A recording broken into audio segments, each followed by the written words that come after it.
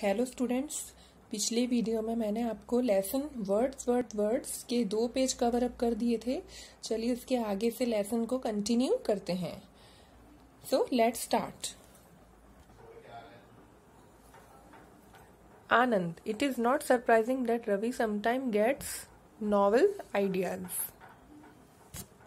Perhaps it is because he reads a lot of novels.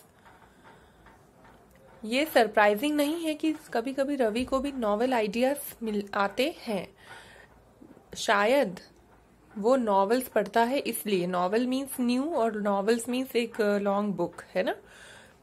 David, you have worded your sentences carefully. तुमने अपने sentence को properly word किया, properly बनाया और एक बहुत अच्छा एग्जाम्पल दिया नॉवल का। दो reading novels has very little to do with getting novel ideas. Novels पढ़ने से ज्यादा अच्छी बात होती है नॉवल आइडियाज होना हमारे पास। Ravi, I agree with you. मैं तुमसे एग्री करता हूँ। Reading novels is rewarding. Novel पढ़ना एक रिवार्डिंग है।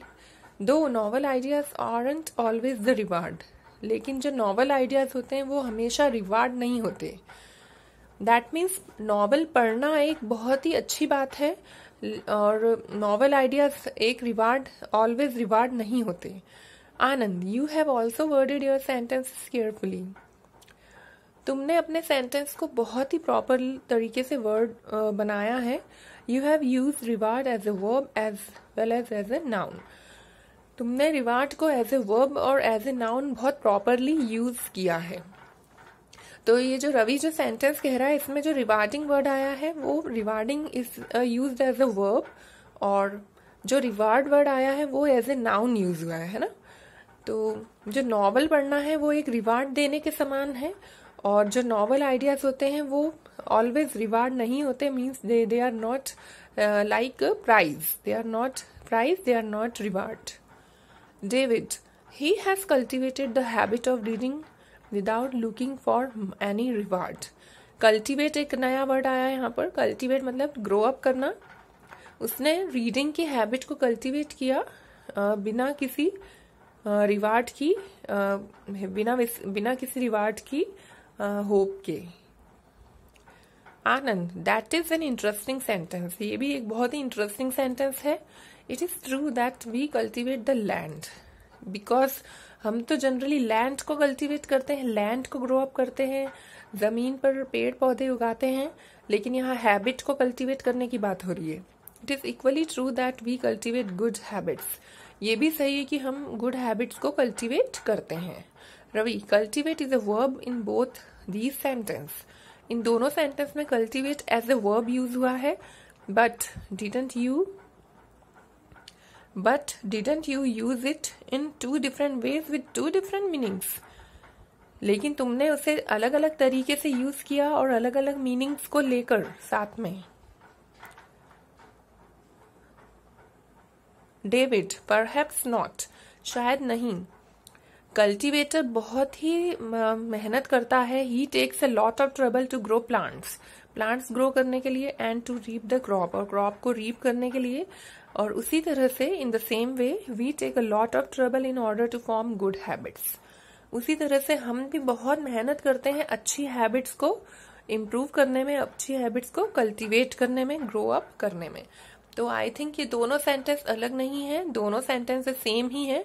Because cultivating good habits and cultivate plants I think equal, because दोनों में ही उतनी इक्वल मेहनत ही लगती है। David, perhaps not. The cultivator takes a lot of trouble. I think I have taught this. Anand, I think I get you now. मुझे अब लगता है कि मैं समझ पा रहा हूँ कि क्या प्रॉब्लम है मेरे साथ। David, but look at my neighbour sentence. He says his blood boils. लेकिन मेरे नेबर का सेंटेंस सुनो। उसने कहा कि उसका ब्लड बॉयल करता है। It is not clear what he means. इसका क्लियर ही नहीं हुआ कि वो क्या कहना चाह रहे थे।